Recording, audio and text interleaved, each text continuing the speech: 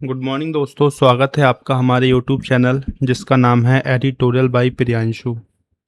इस चैनल का स्टार्टिंग से सिर्फ एक ही मोटिव रहा है कि हम हिंदी माध्यम से पढ़े हुए छात्रों को द हिंदू जैसा एडिटोरियल बहुत ही आसान शब्दों में वर्ड टू वर्ड हिंदी के माध्यम से सॉल्व करा पाएँ। वीडियो के स्टार्टिंग में मैं आपसे एक प्रॉमिस करना चाहूँगा। यदि आप इस वीडियो के अंत तक बने रहते हैं तब आप इस एडिटोरियल को पूरी तरह से खुद से सॉल्व कर पाएंगे। बस एक ही कंडीशन है कि वीडियो को लास्ट तक वॉच करना है। यदि आपने ये कर लिया तो आप पूरा एडिटोरियल यानी कि आज का जो हमारा एडिटोरियल 4 जुलाई का उसे खुद से सॉल्व कर पाएंगे। कॉम्प्रहेंशन को इम्प्रूव करने का सबसे जो अच्छा तरीका है वह है आपका रीडिंग। रीडिंग अच्छा है तो वोकेबलरी खुद ब खुद अच्छा होगा एंड प्रैक्टिस में भी आपका अच्छा यानी एक बेहतरीन स्कोर आने लगेगा। मैं आपको डेमो दिखा देता हूँ कि मैं आपको किस तरह से पढ़ाने वाला हूँ। तो यह है हमारे आज के पैसेज यानी एडिटोरियल की वोकैब रहने वाली है जिसको मैंने ब्रीफ में एक्सप्लेन किया है, साथ में उसके एंटो और सिनोनियम्स भी मैंने यहाँ मेंशन किए हैं। ठीक है, साथ में हमारा आज का ये एडिटोरियल रहने वाला है जिसे पढ़ने का आपको भरपूर टाइम मिलेगा, तो वीडियो को पॉज करके आप इसको पढ़ भी सकते हैं। साथ में मैं आपको इस तरह से पढ़ाने वाला हूँ sorry, word to word word to word Hindi के माध्यम से ताकि आपको ये पूरी अच्छी तरह से समझ में आ सके। ठीक है, बिना समय की बर्बादी किए हुए वीडियो की शुरुआत करते हैं। हमारा जो पहला वर्ड है वह है हमारा स्क्यू, जिसका हिंदी मीनिंग होता है एक तरफ झुका हुआ या फिर असमान या असंतुलित को क्या बोलेंगे, स्क्यू। एग्जैक्ट मीनिंग की बात करें तो biased, vised, tilt, uneven is called skew. Synonyms क्या हो जाएंगे इसका, बाइस, वाइस, टिल्ट, स्लैंट। एंटो की बात करें, वैलेंस, स्ट्रेंथ एंड अलाइन। इस कीवर्ड को ऑथर ने किस तरह से पैसेज में इस्तेमाल किया है तो वो है आपका and have an urban government health care setup skew, यानी कि सरकारी स्वास्थ्य सेवा व्यवस्था की ओर है। यानी गवर्नमेंट हेल्थ केयर सेटअप जो है वह क्या है, इनका झुकाव शहर की तरफ है। बोला जा रहा है and have an urban, and have an urban मतलब और इनका स्क्यू झुकाव, और इनका जो झुकाव है वह क्या है, वह शहरी सरकारी स्वास्थ्य सेवा व्यवस्था की ओर है। यानी इसका झुकाव क्या है, कहाँ कहाँ है, शहरी अर्बन एरिया में, गवर्नमेंट हेल्थ केयर में क्या है, गवर्नमेंट हेल्थ केयर सेटअप में झुकाव है। ये लाइन समझ में नहीं आ रही होगी, जब पैसेज पढ़ेंगे तो खुद ब खुद समझ में आ जाएगी। ये हमारा आज का पैसेज है, 2 मिनट का आपको समय देता हूँ, आराम से इसे रीड कर लीजिए। वीडियो को पॉज करके स्क्रीनशॉट भी आप ले सकते हैं। आपका टाइम स्टार्ट होता है अब।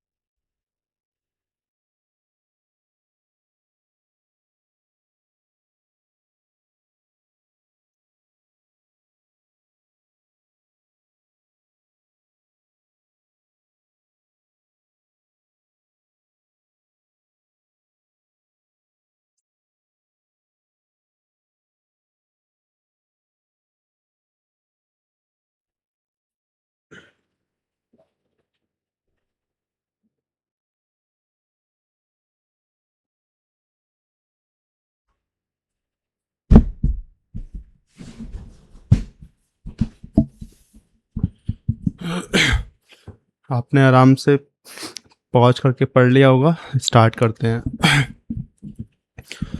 आज के एडिटोरियल को हमारे ऑथर ने जो टाइटल दिया है वह है आपका काउंटिंग कैंसर, यानी कि कैंसर से जितनी भी हमारी मौतें होती हैं या जो भी हमारा कैंसर की स्टेज होती हैं उनकी काउंटिंग के बारे में इसमें चर्चा की गई है पूरे एडिटोरियल में। तो वही हम देखने वाले हैं। आगे बढ़ते हैं। आज की हमारी जो पहली लाइन है वह है making cancer a notifiable disease at the nation level is the way forward. यानी कि कैंसर जो है वह नोटिफिएबल डिजीज यानी कि सूचित करने योग्य एट द नेशनल लेवल यानी कि राज्य स्तर पर, पहले यहाँ तक पढ़ते हैं, यानी कि जो कैंसर है वह राज्य स्तर पर सूचित करने योग्य रोग बनाना ही इज द वे फॉरवर्ड। क्या है? इज द वे फॉरवर्ड यानी बनाना ही आगे बढ़ने का सही रास्ता है। इस पूरी लाइन का जो मीनिंग है ऐसे नहीं समझ में आएगा। इसका मीनिंग यह है कि अगर अगर सरकार कैंसर को ऐसा रोग घोषित करे जिसकी सूचना देना अनिवार्य हो, यानी कि नोटिफिएबल डिजीज बना दे इसको, तो यह देश भर में कैंसर की निगरानी, रोकथाम और इलाज के लिए एक सही कदम होगा। ठीक है, तो ये इसका मीनिंग है। इस पूरी बात का क्या है? रोकथाम और इलाज के लिए एक सही कदम होगा, यानी कि इज द वे फॉरवर्ड यानी कि एक सही रास्ता होगा यदि सरकार कैंसर को एक नोटिफिएबल डिजीज बना दे, यानी सूचित करने योग्य रोग बना दे स्तरीय नेशनल लेवल पर। आगे बढ़ते हैं। ये हमारा एक प्रोब है, यानी कि एक कहावत है इंग्लिश में, वही यहाँ पे दी गई है। ये कहावत है हमारी, what's good for the goose is surely good for the geese, यानी कि जो एक के लिए अच्छा है वह सबके लिए भी अच्छा होगा। इस पूरी कहावत का मीनिंग क्या है? What's good for the goose is surely good for the geese, यानी कि जो एक के लिए अच्छा है वह सभी के लिए अच्छा होगा। ये बात किसके रेफरेंस में बोली गई है? वो ये है, what the state will be benefit, यानी कि यदि राज्यों को फायदा होगा, द कंट्री कुड टू, यानी कि तो देश को भी फायदा हो सकता है। तो वही चीज यहाँ पे बोली गई है कि जो राज्यों के लिए अच्छा है वह पूरे देश के लिए भी अच्छा होगा। यही बात यहाँ पर बोली जा रही है। In India cancer is not a notifiable disease at the national level, यानी कि इन इंडिया यानी भारत में cancer is not notifiable disease, यानी कि भारत में कैंसर एक नोटिफिएबल डिजीज नहीं है एट द नेशनल लेवल, यानी कि नेशनल लेवल पर। Keeping with the health minister position that such notification is only for communicable disease, यानी कि क्योंकि स्वास्थ्य मंत्रालय की स्थिति के अनुसार कि ऐसी सूचना केवल संक्रामक रोगों के लिए ही होती है। बोला जा रहा है, ये नीचे वाली लाइन पढ़ेंगे समझ में आ जाएगा, भारत सरकार ने कैंसर को अभी तक नोटिफिएबल डिजीज यानी एक ऐसा रोग जिसकी रिपोर्ट करना अनिवार्य हो घोषित नहीं किया है। कारण क्या है इसका? कि स्वास्थ्य मंत्रालय का मानना है कि नोटिफिकेशन केवल कम्युनिकेबल डिजीज यानी ऐसी रोग जो कि एक दूसरे से छुआछूत होते हैं, यानी कि जो फैल सकते हैं, जैसे टीबी हो गया, मलेरिया हो गया, फिर डेंगू हो गया, के लिए होना चाहिए, ना कि कैंसर जैसी नॉन कम्युनिकेबल डिजीज के लिए। क्योंकि स्वास्थ्य मंत्रालय मानता है कि जो एक दूसरे से संक्रमण के माध्यम से फैल सके उसको नोटिफिएबल डिजीज में रखा जाए, ना कि एक ऐसे डिजीज को जो कि नॉन कम्युनिकेबल यानी कि संक्रमण जिससे नहीं फैल रहा है उसको रखें। ठीक है, तो यही यहाँ पे बोला गया है। Population based cancer registries and hospital based cancer registry, यानी कि जनसंख्या आधारित कैंसर रजिस्ट्रियां और अस्पताल आधारित कैंसर रजिस्ट्रियां are currently the only national tool at the disposal of the centre of count cancer cases, यानी कि कैंसर मामलों की निगरानी के लिए केंद्र के पास वर्तमान में यही एकमात्र राष्ट्रीय साधन है। क्या है? वर्तमान में यही एकमात्र राष्ट्रीय साधन है। क्या? हमारी पॉपुलेशन बेस्ड कैंसर रजिस्ट्रियां और हॉस्पिटल बेस्ड कैंसर रजिस्ट्रियां, यही हमारे पास वर्तमान में एकमात्र राष्ट्रीय साधन है कि कितने कैंसर्स के मरीज हैं और कितनों की मौतें हो रही हैं। अनफॉर्चुनेटली यानी दुर्भाग्य से दीज रजिस्ट्रियां यानी कि ये जो रजिस्ट्रियां हैं वह कवर करती हैं 10 से 16% ऑफ पॉपुलेशन, यानी पॉपुलेशन का 10 से 16% ही 16% ही जनसंख्या को कवर करती हैं। ये जो रजिस्ट्रियां हैं वह 10 से 16% जनसंख्या को ही कवर करती हैं। And have an urban government health care setup screw, यानी कि और इनका जो झुकाव है वह शहरी सरकारी स्वास्थ्य सेवा व्यवस्था की ओर है। इनका जो झुकाव है, यानी कि इन रजिस्ट्रियों का जो झुकाव है वो कहाँ पर है? शहरी सरकारी स्वास्थ्य सेवा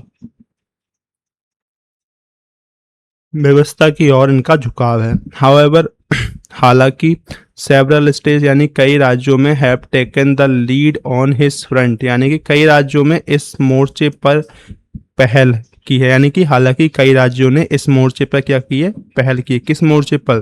ताकि हम कैंसर को एक नोटिफिएबल डिजीज घोषित कर पाए, इस पर पहल की है कई राज्यों में। जैसे कि making cancer a notifiable disease within their boundaries, यानी कि अपने क्षेत्र या सीमा के भीतर कैंसर को सूचित करने योग्य रोग घोषित किया है कुछ राज्यों ने।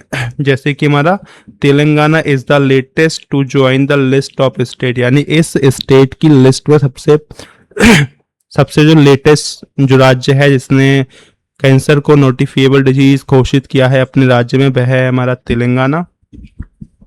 Date had made cancer a notifiable disease, यानी जिन्होंने कैंसर को सूचित करने योग्य रोग बनाया है अपने राज्य में, वो है हमारा तेलंगाना सबसे लेटेस्ट। जिससे क्या हुआ है? Bring the total number of state doing so to 17, यानी कि जिससे जो हमारे राज्य हैं जो पहले 16 थे, ये राज्य कौन से हैं? ये वह राज्य हैं जो कि कैंसर को एक सूचित योग्य, यानी कि नोटिफिएबल डिजीज बनाने की पहल में आगे बढ़े हैं। उनमें एक बंदा और शामिल हुआ है, एक स्टेट, इसका नाम है तेलंगाना। वही यहाँ पे बोला गया, जिसके बाद 16 से संख्या बढ़ के कितनी हो गई? 17 हो गई है। यानी जिससे ऐसे राज्यों की कुल जनसंख्या, यानी कुल संख्या कितनी हो गई है हमारी? बढ़कर के 17 हो गई है। With the global cancer observatory affiliated the world health organisation, यानी ग्लोबल कैंसर ऑब्जर्वेटरी जो WHO यानी वर्ल्ड हेल्थ ऑर्गेनाइजेशन से जुड़ा है,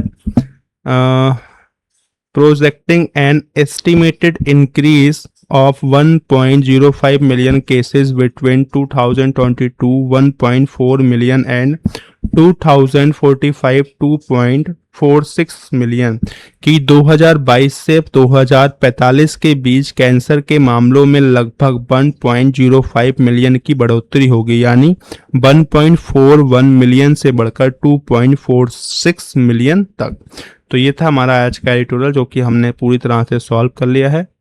एडिटोरियल बाय प्रियांशु आपका दिल से स्वागत करता है। यहाँ तक बने रहने के लिए, कॉम्प्रिहेंशन को इम्प्रूव करने के लिए वीडियो को लाइक करें, शेयर करें और सब्सक्राइब करें। जो भी आपके सुझाव हैं वो मुझे कमेंट के माध्यम से ज़रूर बताएं। आज था हमारा 4 जुलाई, जो कि है सैटरडे। तो हम मिलेंगे कल नहीं, सॉरी, मंडे को मिलेंगे, क्योंकि मंडे में ही हमारा एडिटोरियल आएगा नेक्स्ट। तो तब तक आप वोकैब को रिवाइज कर सकते हैं प्रीवियस ईयर की। थैंक यू, धन्यवाद।